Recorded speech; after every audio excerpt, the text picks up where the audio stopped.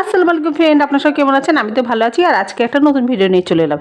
আজকে আমি বাড়িতে ছিলাম না, তার জন্য দেখেন রান্নাঘরের অবস্থা কেমন, সব একবারে একটু ঝেঁটো হয়ে পড়ে আছে। কী করে কোথা থেকে শুরু করবো আর কোথা থেকে শেষ করবো জানি না, খুব অবস্থা খারাপ। তাতে ভাবলাম প্রথমে যেগুলো ভালো আছে সেগুলো তুলে নিই, আর সব রান্নাঘর হলুদ গুঁড়ো কৌটোগুলো সব একপাশে রেখে দিলাম। তারপরে সব এঁটোগুলো এক জায়গায় জড়ো করলাম। তো জড়ো হলে অনেকটা রান্নাঘরটা পরিষ্কার হবে, দেখেন অনেকটাই পরিষ্কার লাগছে।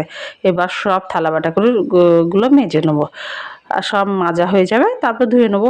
আর আজকে একদম বাড়িতে ছিলাম না, বাড়িতে না থাকলে অবস্থা খুব খারাপ হয়ে যায়। ঘরগুলো তো অবস্থা খুবই খারাপ ছিল, সেগুলো প্রথমে পরিষ্কার করে নিয়েছে। এবার রান্নাঘরটা পরিষ্কার করলে আমার কাজ হয়ে যায়।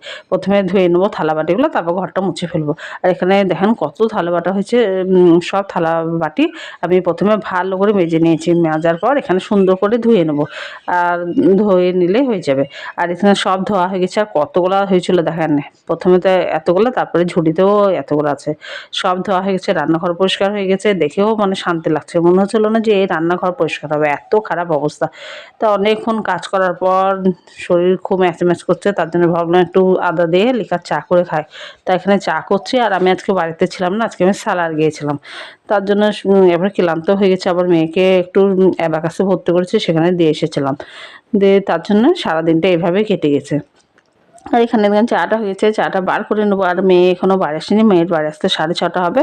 তো আমি চাটা খেয়ে নিই, তারপরে দেখি কখন বাড়ি আসছে না আসছে। আর ঘর দোরটা পরিষ্কার হয়ে গেছে, সব কিছু পরিষ্কার হয়ে গেছে, দেখেও শান্তি লাগছে, ভালোও লাগছে। নাহলে এত খিচিবিচি লাগছিলো কী বলবো। আর চাটা খেয়ে সত্যি মানে মনে হচ্ছে একটা এনার্জি ফিরে পেলাম। তো এখানে আমি চাটা খাচ্ছি। আর দেখেন ঘর দোর পরিষ্কার যদি না থাকে না, এখন আমার মনে মনে অশান্তি লেগে যায়, কিছুই মানে ভালো লাগছিল না, এত বিরক্ত লাগছিলো। আর এত বাড়িঘর খ্যাতখ্যাতি হয়ে গেছিলো কী বলবো।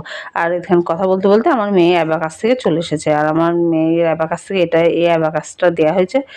তাই এটা পেয়ে তো আমার মেয়ে খুব খুশি হয়ে গেছে। আর কী কী শিখেছে না শিখেছে সব আমাকে বলছিল। তা আমাদের এখানে অ্যাবাকাসটা খুব কাছে নয়, একটু দূরেই আছে। আর এখানে বাড়ি আস্তে আস্তে 7:45 হয়ে গেছে। আর এখানে বসে আছে। আর আমার ভিডিওটা এতটা আপনার বেশি দেখবেন, সাবস্ক্রাইব করবেন, কমেন্ট করুন, বাই।